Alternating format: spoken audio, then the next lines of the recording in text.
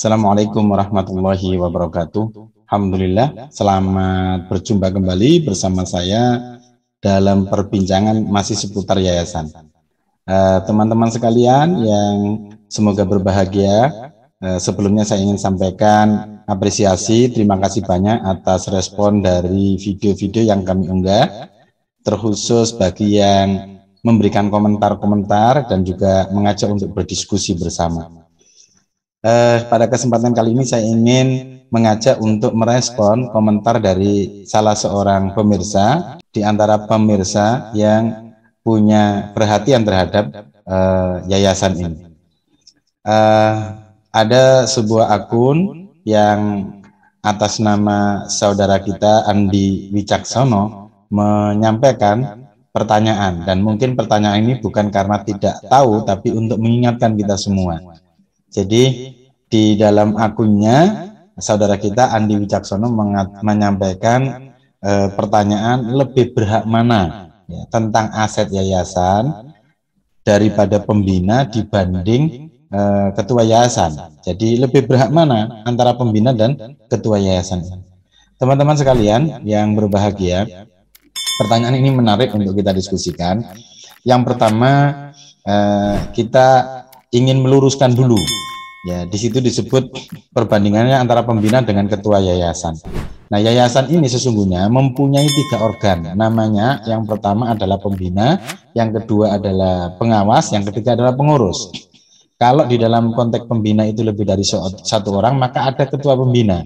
Begitu juga dalam konteks pengawas yayasan. Kalau ada lebih dari 1 orang, maka ada ketua pengawas yayasan. Nah, di pengurus itu pasti ada ketua, karena di situ mensyaratkan ada ketua, sekretaris, bendahara. Nah, itu namanya ketua pengurus. Nah, yang mungkin yang dimaksud oleh saudara kita Andi Wicaksono ini adalah Andri Wicaksono ya, maksud saya ya. Itu adalah ketua pengurus yayasan. Kenapa? Karena di dalam organ yayasan itu ada 3 ketua. Ya, minimal ada 3 ketua ya. Yang pertama ketua pembina, ketua pengawas, lalu ketua pengurus. Nah, kita fokus saja pada perbedaan kewenangan antara ketua pembina atau ketua pengurus yayasan. Nah, merespon pertanyaan saudara kita, saudara Andri Wicaksono, maka kita perlu merunut dalam perundang-undangan kita. Pertama adalah kaitannya dengan kewenangan. Ya. Kalau kita lihat di dalam pasal 28, ya teman-teman sekalian, di ayat 2 itu menjelaskan tentang kewenangan dari pembina. Ya. Kewenangan dari pembina. Dalam hal ini maka, ya di sana ada ketua pembina. Ya, lalu kalau pembina ini lebih dari 1, maka di situ ada rapat pembina dan seterusnya. Nah, yang perlu kita perhatikan di situ, pembina itu punya kewenangan yang di huruf C di ayat 2 itu, bahwa pembina itu mempunyai kewenangan untuk menetapkan kebijakan umum dari yayasan berdasarkan anggaran dasar yang ada. Sehingga apa? Kebijakan umum ini sifatnya strategis. Ya, oleh karenanya maka apapun yang bersifat strategis dan bersifat umum dalam konteks yayasan itu menjadi kewenangan dari pembina. Itu pertama. Yang kedua, di huruf D-nya di pasal 28 ini dijelaskan bahwa pembina itu juga punya kewenangan untuk mengesahkan program kerja dan rencana anggaran dari pengurus yang ada. Ya, jadi untuk tahun anggaran yang akan dijalankan oleh yayasan. Maka ya di sini ada 2 kewenangan penting dari pembina. Yang pertama adalah menentukan kebijakan umum, menetapkan kebijakan umum. Yang kedua adalah untuk mengesahkan program kerja sekaligus anggaran yang dibikin oleh yayasan. Tentu dalam hal ini adalah yang dibikin oleh pengurus yayasan. Dan di situ ada ketua yayasan.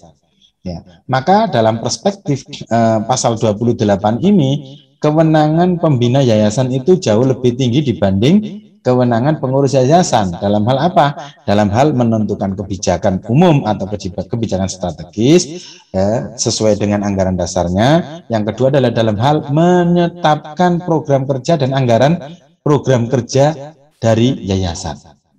Jadi pengurus dalam hal ini ketua, lebih bersifat mengajukan. Nah, ada hal lagi kalau terkait dengan yang ditanyakan oleh saudara kita Andri Wicaksono tentang aset. Maka biasanya kalau kita bicara berhak mana aset ini, itu biasanya kepada perbedaan pendapat antara pengurus dan pembina terkait dengan mungkin aset yayasan ini mau diapakan. Ya. Jadi selama pengelolaan aset yayasan ini tidak memindahkan, tidak memindahkan kepemilikan atau mengalihkan aset, maka itu bisa dilakukan oleh pengurus.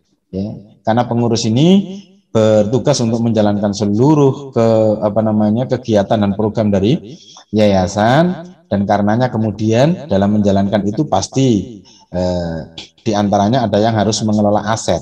Ya. Nah, tetapi ketika aset ini dialihkan, maka kewenangannya itu tidak di pengurus. Ya, di pasal 37 undang-undang kita, undang-undang yayasan ini, di ayat 1 huruf B, itu dijelaskan bahwa pengurus tidak berwenang untuk mengalihkan kekayaan yayasan, kecuali telah mendapatkan persetujuan dari pembina. Ya, kecuali dengan persetujuan pembina. Artinya apa?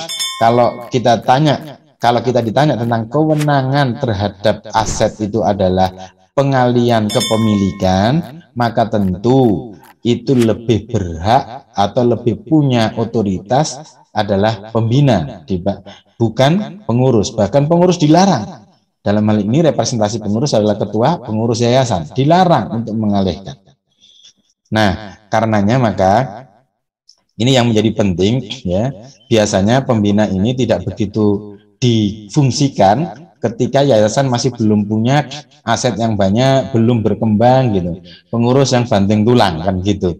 Nah, ketika kemudian berkembang, lalu asetnya dari apresiasi masyarakat itu kemudian menjadi semakin besar, maka disitulah kemudian mulai ada persoalan-persoalan khususnya terkait dengan pengelolaan aset ini, dan apalagi ketika kemudian berbicara tentang pengalian aset. Oleh karenanya sejak awal saya merekomendasikan untuk seluruh organisasi ini difungsikan sebagaimana mestinya, itu akan bisa mengurangi sengketa atau perselisihan di kemudian hari. Terima kasih atas perhatiannya teman-teman sekalian, semoga bermanfaat. Mohon maaf jika ada yang salah. Assalamualaikum warahmatullahi wabarakatuh. Salam sukses selalu.